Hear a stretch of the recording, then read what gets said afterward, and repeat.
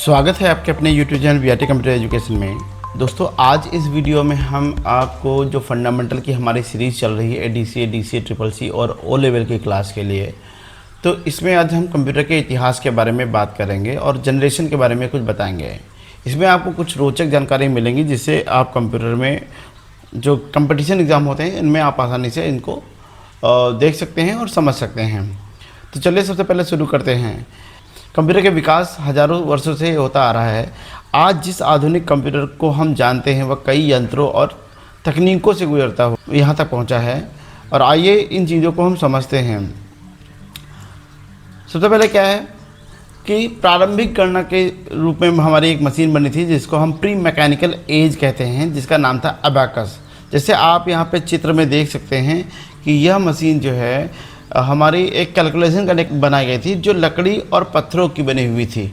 ऐसा आप समझ लीजिए, ये दुनिया की पहली गणना करने वाली मशीन थी जो चीन में बनाया गया था। ठीक है, इसका मुख्य उद्देश्य जोड़ना, घटाना, गुणा करना और भाग करने के लिए बनाया गया था। ये एक मैनुअल डिवाइस थी, तो इस तरह से काम करते थे। उसके बाद कुछ समय बदला, चीज़ें चेंज हुई।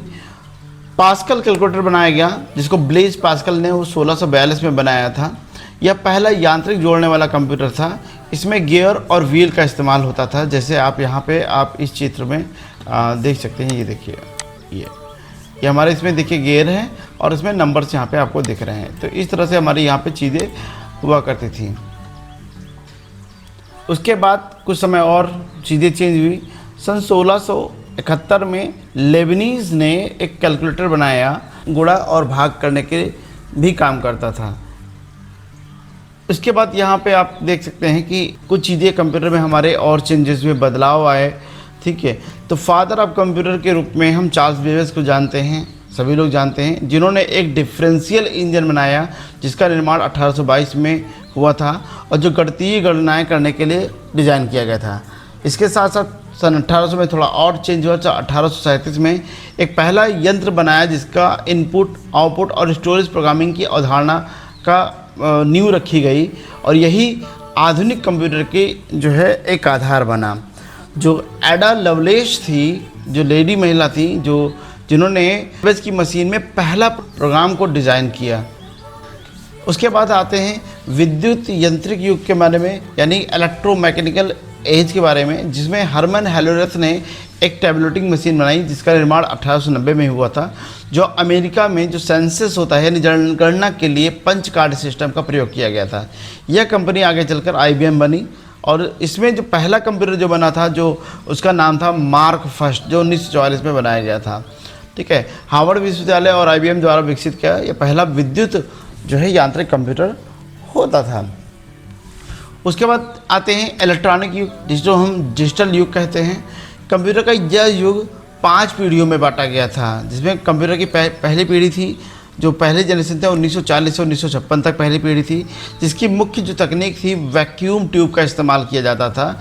इसमें जो हमारी कंप्यूटर की जो लैंग्वेज भी इस्तेमाल होने लगी थी, जिसमें हम मशीन लैंग्वेज के रूप में जानते थे। और इसमें जो पहला कंप्यूटर बना था जिसका नाम था ENIAC, यानी इस युग में, यानी 1940 में से 1956 तक जो जनरेशन था, इस जनरेशन में पहला जो कंप्यूटर था उसका नाम था ENIAC, यानी electronic numerical integrated and calculator, इसका पहला था। ये कंप्यूटर जो है स्लो में काम करते थे और इसकी जो बिजली खपत थी वो ज़्यादा थी और इनके साइज़ भी ज़्यादा होते थे। सेकेंड जनरेशन जो हमारा स्टार्ट हुआ है वो 1956 से लेकर 1963 तक स्टार्ट हुआ है, जिसमें ट्रांजिस्टर आधारित कंप्यूटर होते थे।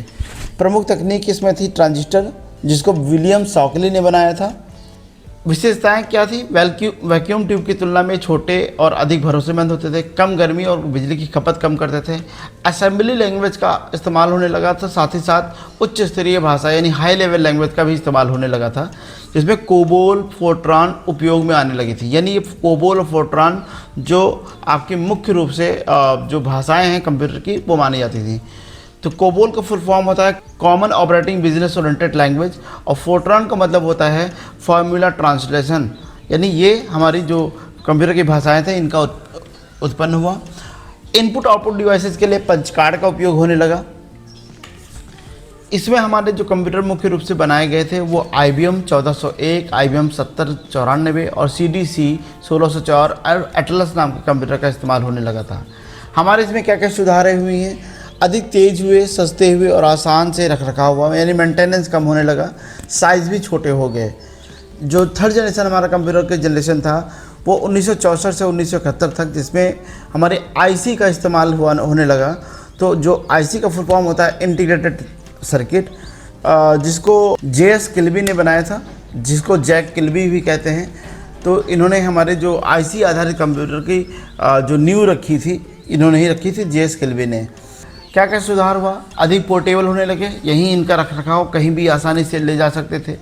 ज़्यादा स्टोरेज की क्षमता थी और ग्राफिकल की भी शुरुआत हुई, क्योंकि हमारा CPU अधिक से अधिक कामों को एक साथ परफॉर्म कर सकता था।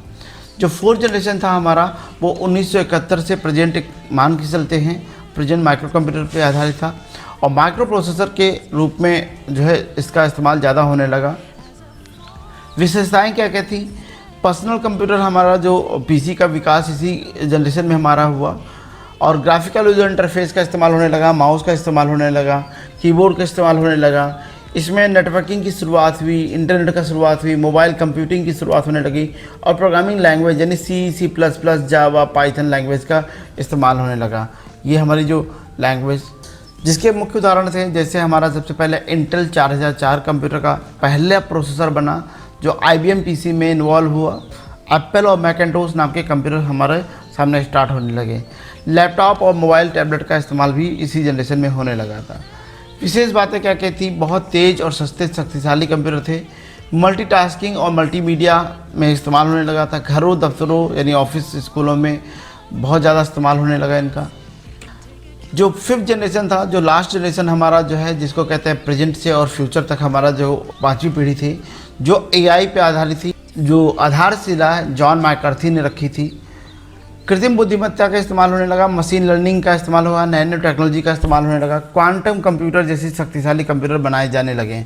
संभावनाएं क्या क्या हैं, स्वचालित निर्णय प्रणाली, यानी चूँकि आर्टिफिशियल इंटेलिजेंस का मतलब ही यही होता है मानव से जैसी बुद्धि रखने वाले कंप्यूटर, चिकित्सा क्षेत्र में, रक्षा क्षेत्र में और अंतरिक्ष क्षेत्र में काम करने के लिए बनाए गए। भविष्य में कंप्यूटर और अधिक इंसान जैसे बन सकते हैं, यानी ये एक अनुमान लगाया था। जैसा कि आप ChatGPT और AI का इस्तेमाल आप करने लगे हैं, तो आपने देखा होगा कि कितनी चेंजेस आ रहे हैं प्रतिदिन, यानी हर 2 महीने बाद, 3 मंथ बाद आपने देखा होगा कि AI की जनरेशन में काफ़ी चेंजेस आ रहे हैं। तो ये हमारी कंप्यूटर की जनरेशन के बारे में है, कंप्यूटर के कुछ इतिहास के बारे में है, जो आपके आगे जो कंपटीशन एग्जाम है उनमें आपको फ़ायदा दे सकता है।